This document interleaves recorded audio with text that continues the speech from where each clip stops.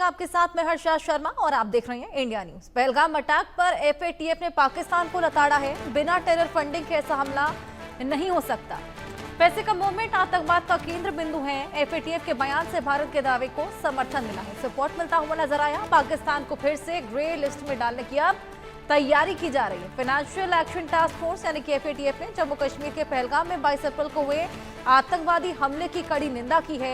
इस हमले में 26 लोगों की जान चली गई थी। एफएटीएफ ने स्पष्ट किया कि इस हमले जैसी घटनाएं बिना वित्तीय सहायता और आतंकवादी नेटवर्क में बिना फंडिंग के संभव नहीं होती। एफएटीएफ में ग्लोबल टेरर फंडिंग की निगरानी करने वाला प्रमुख संगठन है और एफएटीएफ ने अपने बयान में बताया कि पैसे का मूवमेंट आतंकवाद का केंद्र बिंदु है और इसके बिना इस तरह के हमले संभव है ही नहीं। ये बयान खास तौर पर इम्पोर्टेंट है क्योंकि पहली बार है जब इस वैश्विक संस्था ने सीधे तौर पर भारत में हुए एक हमले का जिक्र किया, जो कि पाकिस्तान समर्थित आतंकी समूहों के भारत में सक्रिय होने की भारत के दावों को और भी बल देता है, समर्थन देता है।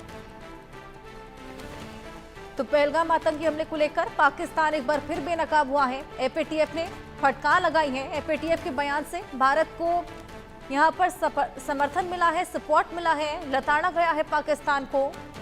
बिना टेरर फंडिंग के ऐसा हमला संभव ही नहीं, हो ही नहीं सकता।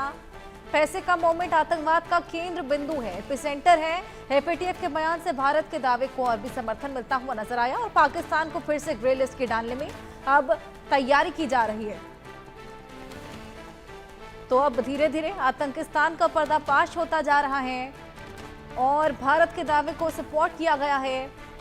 लताड़ यहां पर पाकिस्तान को एफएटीएफ द्वारा पड़ी है।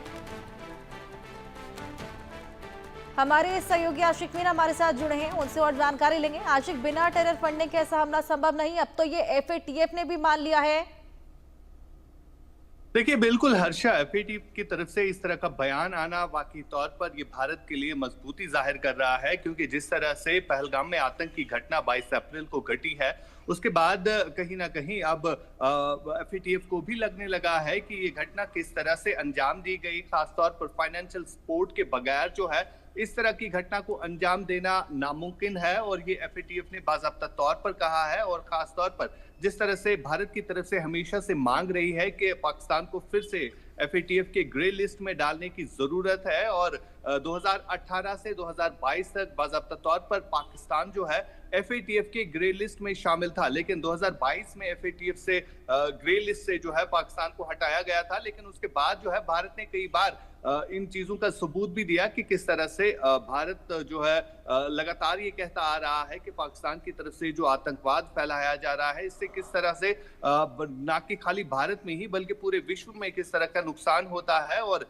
जिस तरह से वहां पर टेरर कैंप्स चल रहे हैं, आतंकियों को वहां पर ट्रेनिंग दी जाती है, और इस ट्रेनिंग में भी काफी खर्चा जो है पाकिस्तान की सरकार कर रही है। लेकिन इन सब चीजों के बावजूद जो है अब कहीं ना कहीं एफएटीएफ को ये भी लगने लगा है कि वाकई तौर पर जो अभी तक भारत ने कहा वो सच ही साबित हो रहा है। जिस तरह से पहलगाम में आतंकी घटना घटी है, फिलहाल जिस तरह से अब बयान सामने आया है एफएटीएफ की तरफ से, उससे ये साफ जाहिर हो रहा है कि आने वाले दिनों में पाकिस्तान को ग्रे लिस्ट में शामिल किया जाएगा। और जो इस तरह का बयान जो है पहली बार एफएटीएफ ने इस तरह का बयान दिया है, और इस तरह के बयान से कहीं ना कहीं पाकिस्तान में भी हलचल मची हुई है। साथ ही साथ भारत के उस दावे को भी समर्थन मिला है एफएटीएफ की तरफ से।